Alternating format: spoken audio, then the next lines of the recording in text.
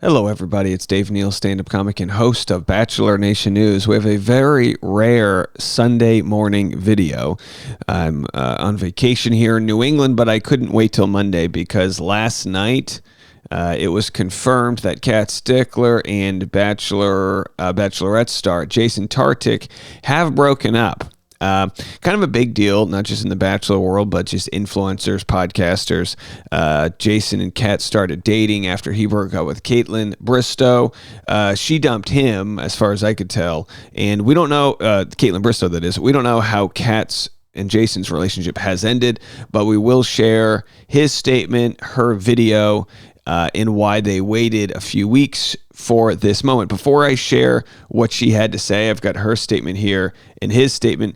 There was actually speculation as to why they broke up from many different people. Let's play the speculation and we'll see if that was confirmed. Jason Tartick and Kat Stickler, there are rumors that they have broken up. She just went to a wedding. The caption's like, if I forgot to tell you, I had a really good time here. And then if we're digging deeper, she has also removed all the pictures of her and Jason from her Instagram account. It's a real story at that point because, the commenters, oh, wow, what, they sniff these things out. I would assume there's going to be a joint post from them both. I think they're right now probably in discussions for how do we tell the children. Oh yeah, they're gonna be doing a collab notes app post or like a black and white photo of them together. So this was actually wrong. They actually didn't do this. What's interesting is a lot of those joint collab posts, that's what you see in Bachelor Nation. But when I feel as though if the relationship really hurt you, it's like, who wants to have to do that? You know what I mean?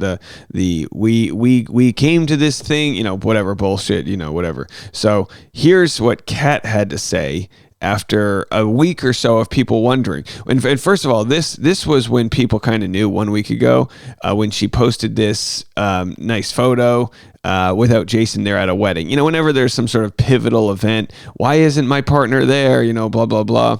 You start to wonder, well, it must be over. And then, of course, Kat living in Florida, having had to deal with the hurricanes. How wasn't Jason there for that? Well, here's what she had to say. Okay. So with 2 back-to-back hurricanes, I obviously didn't think it was the right time to talk about my personal life. But a lot of you have already guessed. And yes, Jason and I have broken up. It was amicable. It just didn't work. I don't want to talk about it. Just wanted to tell you. I understand that with posting a relationship online, you also have to show this side, the aftermath. Woohoo! So fun. I love this. But yeah, I just wanted to tell you guys, and it's not love wasted.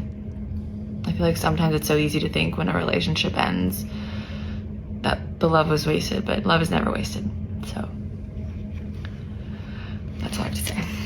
Pretty serious stuff. And of course, Kat did have I think a joint video with her ex who she shares her daughter with when they broke up because they were big influencers together.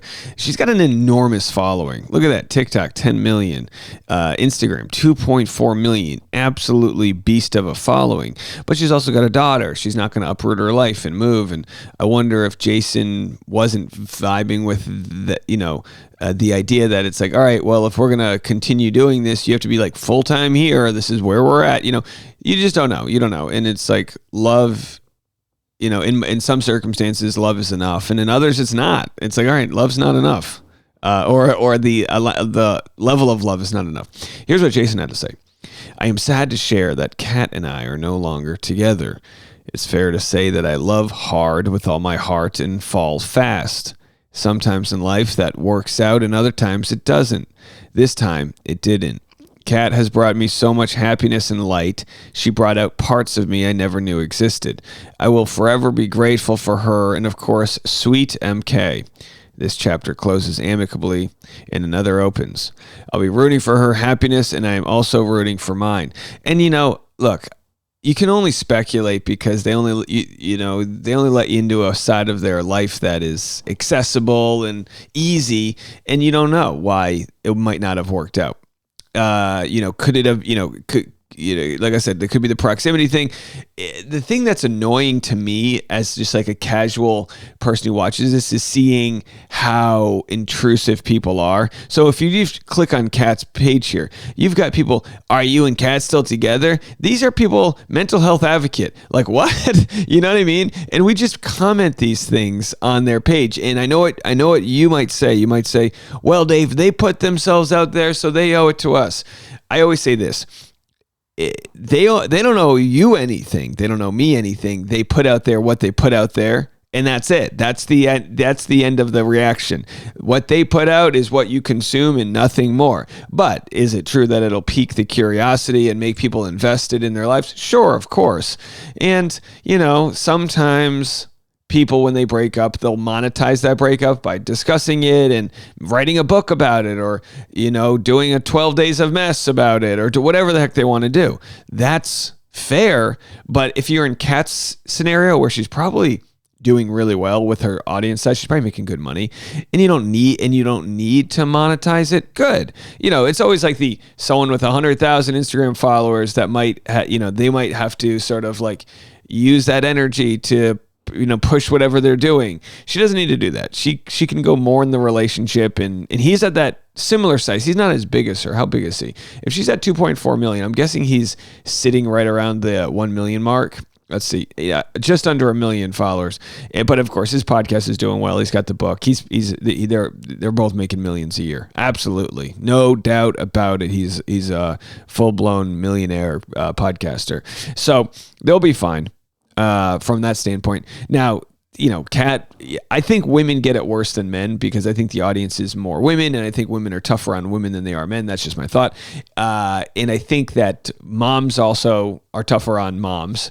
And a lot of people have criticized Kat, like, how could you introduce your daughter to this man? Well, it's like, at what point do you introduce the daughter, When you're in a long-distance relationship, a lot of them seeing each other is probably on trips, and I'll come to your place, you'll come to mine, and this and that. You can't, at some point, it's like the daughter's part of the chemical equation, and does he mesh with her? And I'm sure they did, and that's what's got to be really tough. When my mom remarried to my stepdad, I think it was like 11. And I don't remember my mom dating before then. And I'm sure she did, but I didn't meet anyone. And I was lucky enough to it would be heartbreaking. I couldn't imagine being like a 10-year-old boy and my mom dates a guy and I'm like, that's gonna be my dad. And then he doesn't. I can't imagine what that feels like. But also, I think what you learn as a parent, and I'm going to have to deal with this, and it'll be tough, is that you learn that you got to put your kids in situations to overcome adversity, whether that's dealing with a tough kid at school or learning to love and learning about loss. I remember the first time I learned, when there was a death in the family. Like, these are just life situations that happen. And for Kat, her daughter's going to be exposed to that. If you date 19 different guys and the daughter meets each one of them and it's a rolling, but it's like, that's not what Jason was, right? He wasn't 19 different guys. I believe him and I believe her when they say like it was real.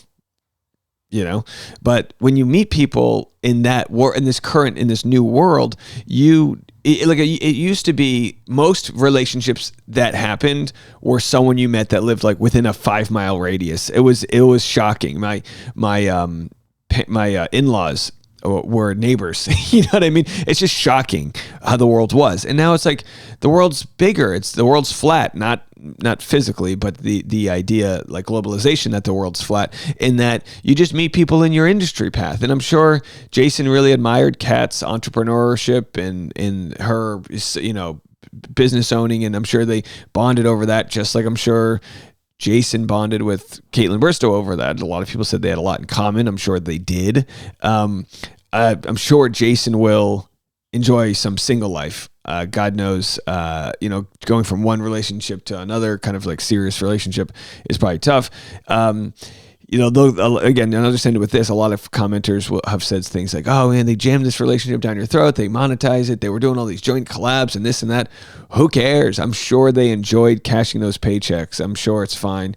Do they feel stupid? In a breakup, you always feel like, oh boy, people are going to my friend are going to judge me. Am I the bad one? Is this one? Oh, another failed thing. Like, we see relationship as successes versus failures.